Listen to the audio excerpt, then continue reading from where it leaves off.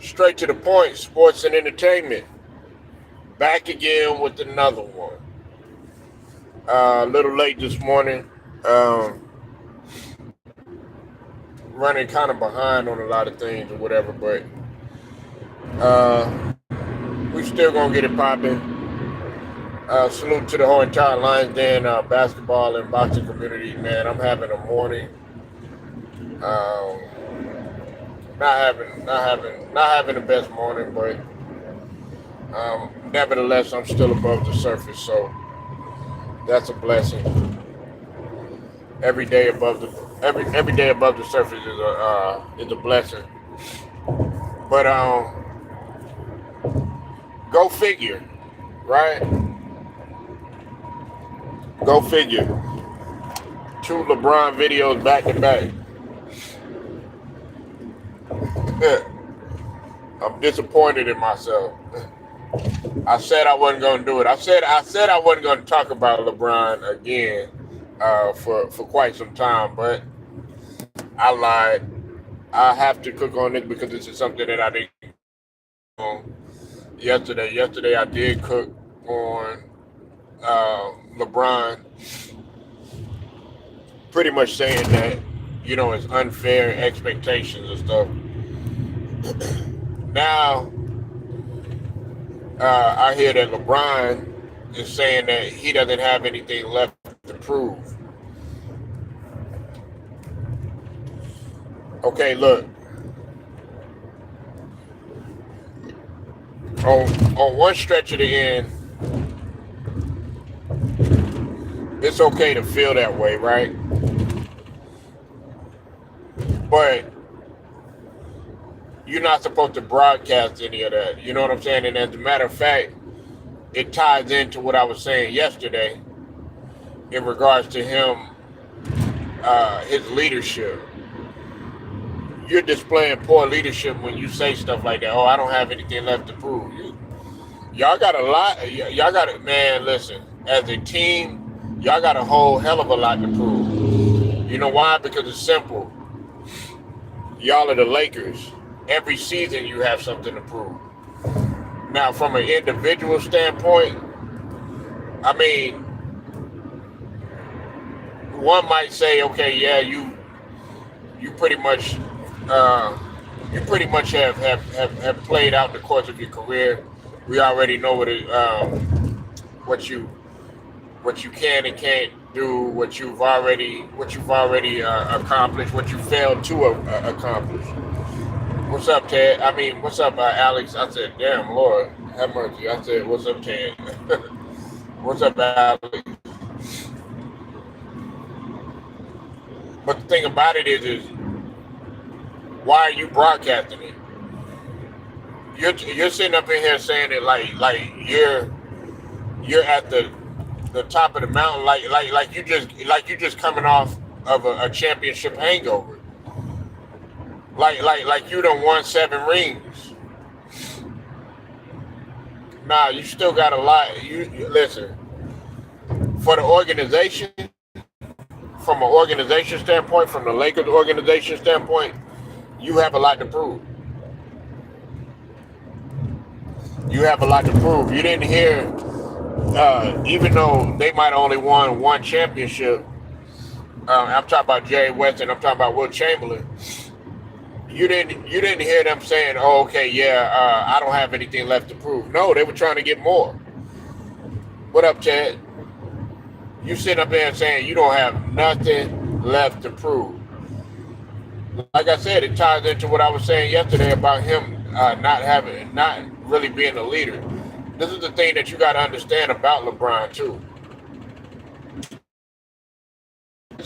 Since all of y'all want me to cook LeBron so bad or whatnot, you know what I'm saying? Like I said, I got I got bigger fish to fry than to fry LeBron. But since y'all want me to fish fry LeBron, hey, that's what we do in the LDBC. The LDBC don't die. We fish fry. Okay, so that's what I'll go ahead and do. All right. Now, first off, LeBron has never had leadership capability. Okay, he's never had leadership capabilities whatsoever. All right, now you could be a phenomenal player, but you could look at that particular person and be like, okay, you're not you don't exemplify leadership qualities. You lead by you might be able to lead by uh, doing certain things, but just an overall leader, bringing the best out of your teammates and stuff like that. The will, the sheer will to want to win over everybody. You've never possessed that on a consistent basis. I think where you probably could say that he was somewhat of a leader. I would say his second stint in Cleveland. That was about it. Other than that, snaking your teammates and getting mad on national television and doing a little diva ass walk and all that other bullshit that you're doing. That's not leadership capability. That LeBron James is mean towards young players. LeBron had a mentor get him under his wing, and even when even with that, right? God rest his soul, Paul Silas. Let's take it back a little bit. Even when it came to that, right? He first got into the league. A lot of players would tell you, man, LeBron was stubborn, man. He didn't even want he didn't want to listen to what Paul Silas was saying. He probably looked at Paul Silas like, oh yeah, well what have you won or what have you done or some shit, some silly shit like that. Or some of the other veterans that were on the team or whatnot, they'll tell you, uh, he wasn't. You could tell early that he wasn't willing to listen and try to soak everything in and like a sponge and become that sheer leader. See, the difference is that when Kobe came in, he possessed leadership qualities, right? But he just wasn't quite there yet. And that's why he had other veterans that were able to take him under their wing. Like he had the Byron Scott. You had guys like Eddie Jones and stuff, and people that were already there. Shaq, to a certain extent. I mean, Shaq wasn't, and people gonna get mad when I say this too. Shaq wasn't a great leader either. I mean, he was a great player, but he wasn't a great leader. He didn't possess those leadership qualities like Kobe might have. You know what I'm saying? The reason is because Kobe was the first one in the gym, last one to leave. Kobe was the one in the off season putting in work. Kobe was the one that was concerned about his body, that sort of thing. Come on, what are you stopping for?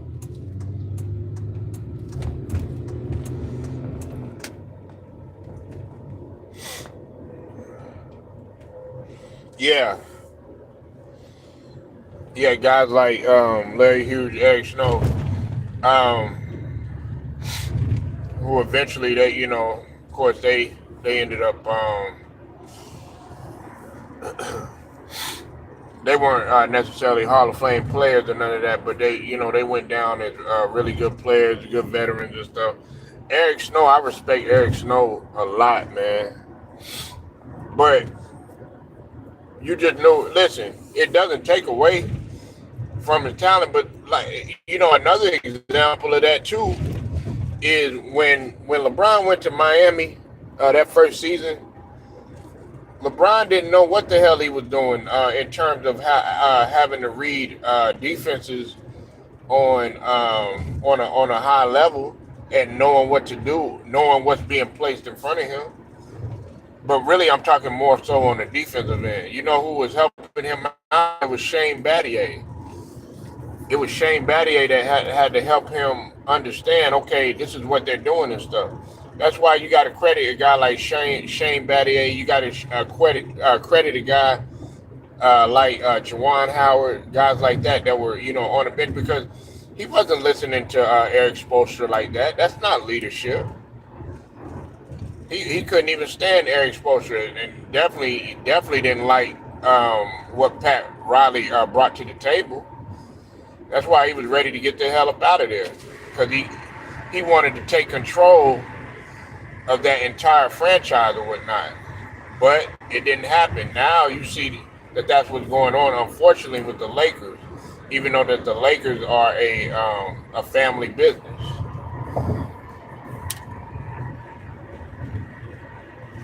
But it's like when you have Jeannie Buss is wide open, saying shit like, "Well, he's still a bargain" and stuff like that. That lets me know what your mindset is. All these quotes let me know that the Lakers are not serious about winning. Okay, you sit up there and you say, okay, yeah, we got unfair expectations placed upon us. Then you have the audacity. Jeannie Buss, she said earlier, LeBron is still a bargain, which means that you pretty much are really using LeBron. You know what I'm saying? As as a money grab. Then to close the casting and put the cherry on top, so to speak, you want to sit up here and you want to say that you have nothing left to prove.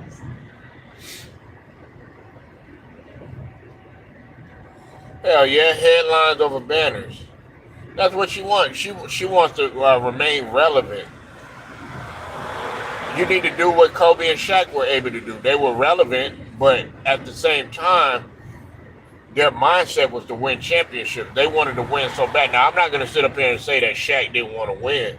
Now, that I would be capping there. He just wasn't great as a leader. It took Kobe a while to take on that leadership role, but then you started to see the tables turn a little bit. They started to say, wait a minute. I think when Kobe really, when you saw that leadership mentality is when, I think it was two different situations, actually three. The first situation is when, of course, the Utah, the air balls and him being thrown and putting his feet in the fire and all that and failing and everything. And then the other reason is when of course Shaq got hurt, he did what Magic did. When Shaq got hurt in the Indiana series, he he took over. Kobe did. Did the same thing that Magic did. What a leader is supposed to do. Not cry, not bitch, not whine. Like, Joel Embiid and some of these other guys be doing or whatever. That's why I always put Tyrese Maxey above Joel Embiid because he's like, hey, no problem, I got it. You know what I'm saying? He's not sitting up in there folding under pressure, no shit like that. You know what I'm saying? That's leadership. That's leadership material. But you bitching, whining, and complaining about MVPs and all this other stuff, individual success and stuff like that. That's not leadership. Even during the regular season, when Shaq was out, Kobe would lead. Yeah.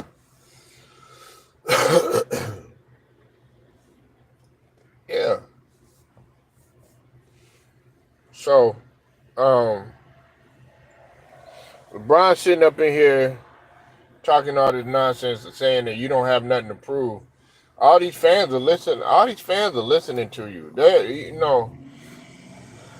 It's gonna come down to February, and we're pretty much gonna see if you're gonna play like you don't have nothing to prove. Like I think you were saying yesterday, Ted, about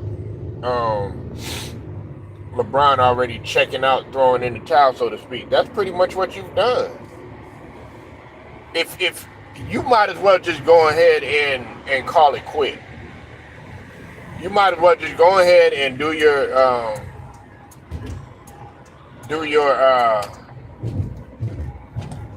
around the league celebration or whatnot. your world tour, so to speak. That's what people pretty much is waiting on because that's what you talking like. It's like you've already checked out. It's like you already see it, and the reason is because you see you see these other teams getting better. You see these other you see the league is already getting better, to getting younger, getting faster. You know, man. Do you think that man? Listen, y'all have problems pretty much keeping up. Y'all can't. Of course, if you not beating the Nuggets, you know damn well you're not beating Minnesota. I'm talking about the West. OKC, pretty much, they're gonna have your number. You can't keep up with Houston. Houston's too physical for you.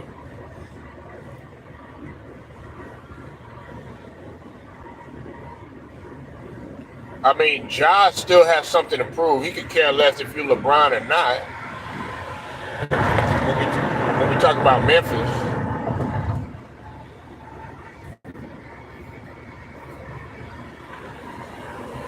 you said LeBron won't right off of the sunset. Yeah, old Lion. But y'all have problems with him.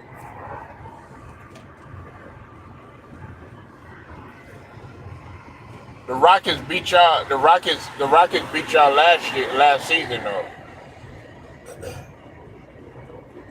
But y'all had a lot of problems. Now I didn't like that dirty play that they did on him. Derek Brooks did, because that really could have been a bad injury to LeBron. Now that I will say, but y'all can't handle the physicality of the Rockets.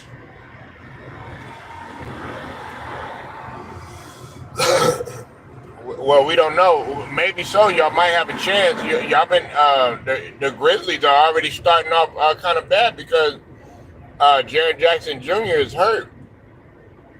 He got hurt in training camp. Now he may be ready for good to go by the time the season starts. But you got to realize that Zach Edey had got hurt too. You know what I'm saying? And Ja Morant, even though Ja Morant, he's missing. I mean, he's back. We know that what Ja's capable of. He missed quite a bit of time, so he's still got to get his body back into rhythm. Good morning, LeBron. Need to shut up each season. You should have something to prove to get better. Yeah,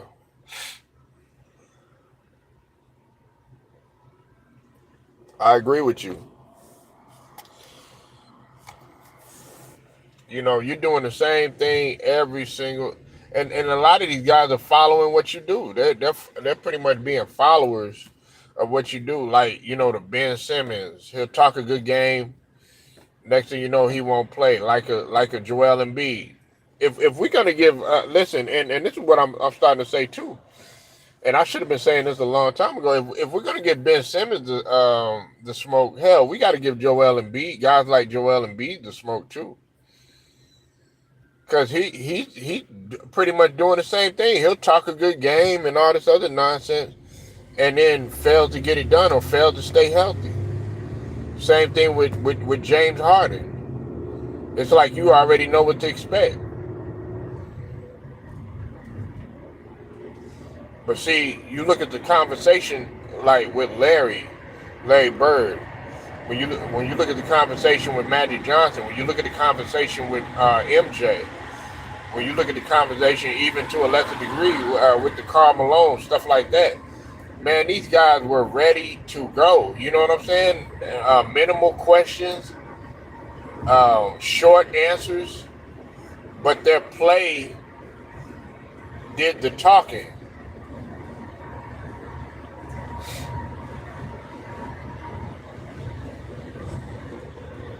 Well, we know that he's not a leader. We know that he's not. That's true.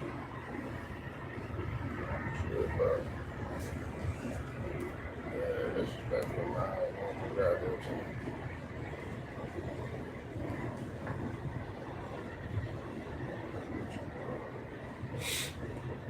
we know that he's not, and it's not just for that Denver thing, him ducking Joel Embiid. That's not the only reason why though. Like, here's what I have a problem. Here's what I have a problem with. You said that you were gonna stop getting on social media trolling and doing all this other nonsense or whatever. Like, if you're gonna get on social media and troll, it's like what Magic Johnson had to say about Anthony Edwards. He's not gonna have any conversation with anybody, or not gonna take anybody serious on anything. Well, it's the same thing with Joel Embiid. You said, Steven, what you talking about?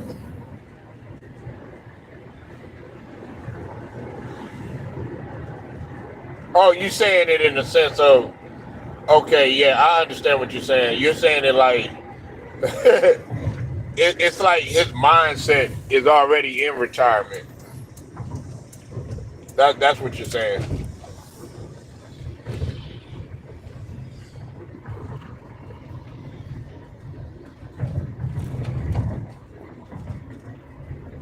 That's basically what you're saying.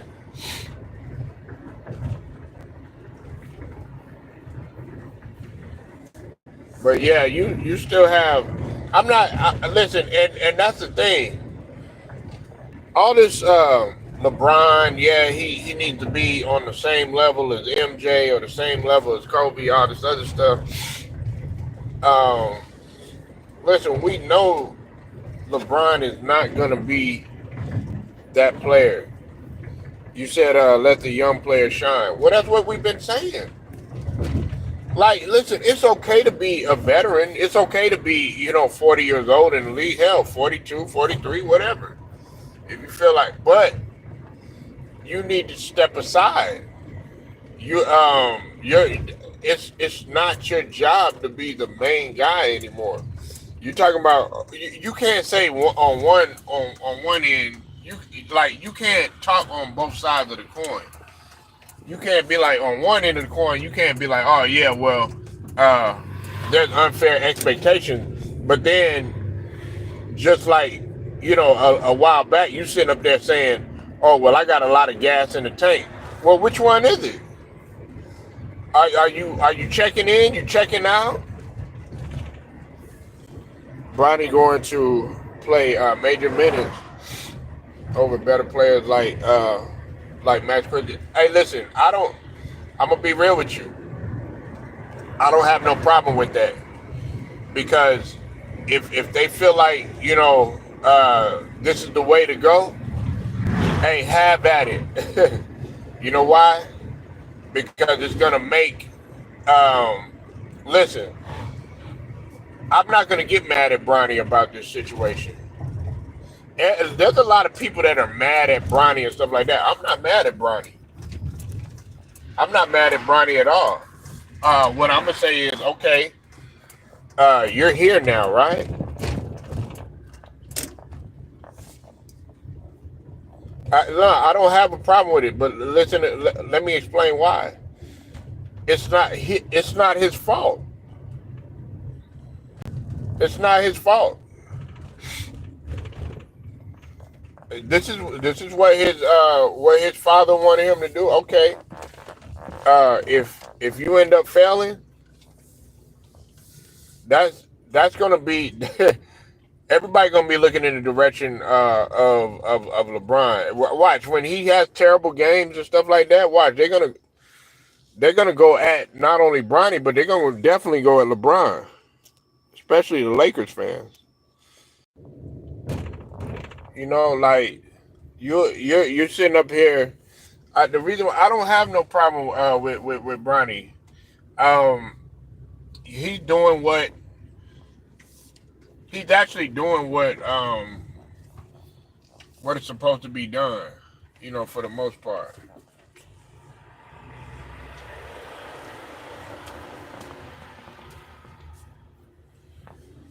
I'm not gonna get mad at Bronny James um, for him having aspirations of playing in the league or pretty much fulfilling what his father wants him to do. Okay, but Go ahead, have at it. Because when if something bad happens, we want to see. I want to see who's going to take the fall for Bronny playing like trash if he plays like trash, right? I want to see who LeBron is going to blame. That's why. I don't have no problem. Go ahead, put him out there, right? Because he's gonna try to finger point and blame everybody except himself. Hell, hey, this is what I think is gonna happen, Ted and Steven. This is what I think is gonna happen. Here's how it's gonna go down. They're gonna start off somewhat okay. When teams ain't warmed up yet, you know what I'm saying? Everybody gonna be like, yeah, these guys, man, they about to win the championship, and they got a first year coach, never coached NBA. That's gonna be the narrative for a little bit. And then, Bronny James, he gonna start struggling. People gonna wonder, okay, what is this guy doing in the league and stuff like that? And then guess what? Him and LeBron and JJ Redick, where you thought that these guys were best buddies, drinking wine and all this other bullshit. Then that motherfucker LeBron ain't even gonna want to look at JJ Redick no more. Then next thing you know, because Bronny is not playing that good, guess what? Then there's gonna be the narrative that, oh yeah, it's JJ Redick's fault. That's what's gonna happen. Watch. They'll probably even finger point to AD. And let's say AD is doing his job or whatever. Or they gonna blame the bench, or they gonna blame this guy. That, you know what I'm saying? They gonna do everything that they can to try to take the blame off of LeBron. No, you created the circus.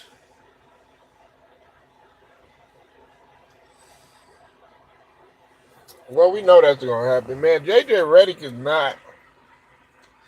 he's not a good personality to be around. Hell, he's not even a good leader. Part of coaching characteristics is you being a leader. That's a leadership role. He's not a good leader. He's not even a good communicator. I mean, don't let all that podcast shit fool you. He might be good at doing a podcast, because pretty much what a podcast is a conversation, and a lot of times an interview, all that jazz. But in terms of having an actual relationship with your teammates and being able to, be that coach, and guys come in there and defer to you and stuff like that, man, they're not deferring to no JJ Redick.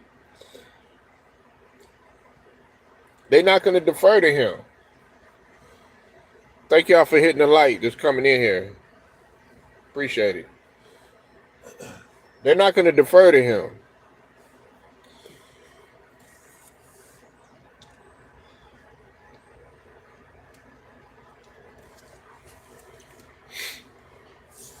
We already know what's going to happen. We already know what's going to take place. We already know what's going to come down the pipeline. At least I do. And it don't take a rocket science to figure any of that out. LeBron's not going to get his way. He's going to sit up there. He's going to cry. He's going to complain. If you lose, I'll give you an example. When it came to the Chicago Bulls and they went on their struggle, I mean, yeah, they were frustrated. And the time I'm talking about when they struggled was when not the early 90s, but I'm talking about when they didn't have Scottie Pippen, and it was just MJ and Dennis Rodman. Y'all seen the documentary? You seen the Last Dance? They were on a struggle. Him and D-Rod, they couldn't get on the same page. But guess what? They stuck through it. They didn't give up. It was a lot of things, and Michael Jordan knew that he needed Dennis. He needed a player like Dennis Rodman. But that's just a prime example. I know it might seem like an elementary type of example. All the good teams, man, they go through struggles or whatnot. You know what I'm saying? Uh, hell, listen, some people gonna get mad when I bring this example up. When Miami didn't win it the first year, and I'm talking about with LeBron, Bosh, and D Wade, everybody was like, "What are they doing? These guys, and they went through a learning curve, and I think the um, first few games and whatnot, you know what I'm saying, they were struggling and stuff. You know what I'm saying? Then they got on track, but then they had their fair share of struggles and whatnot. Then they didn't, they got all the way to the finals or whatnot, but then they ended up losing or whatever. And what did D Wade say? He said Rome, sorry y'all, Rome was not built in a day. And I understand where D Wade is coming from. If you was gonna make an answer, or if you was gonna say an answer for what they asked him yesterday, the media asked him about expectations and stuff like that. All you had to say is, "Look, right now we know what the goal is, and we're working our best. We're working our best to get there or whatnot. You know what I'm saying? But you saying that trying to play the victim and stuff like that, that's weak. That's weak.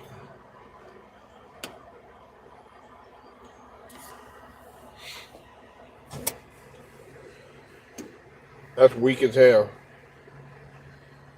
Straight to the point, sports and entertainment, man. I'll get at y'all later.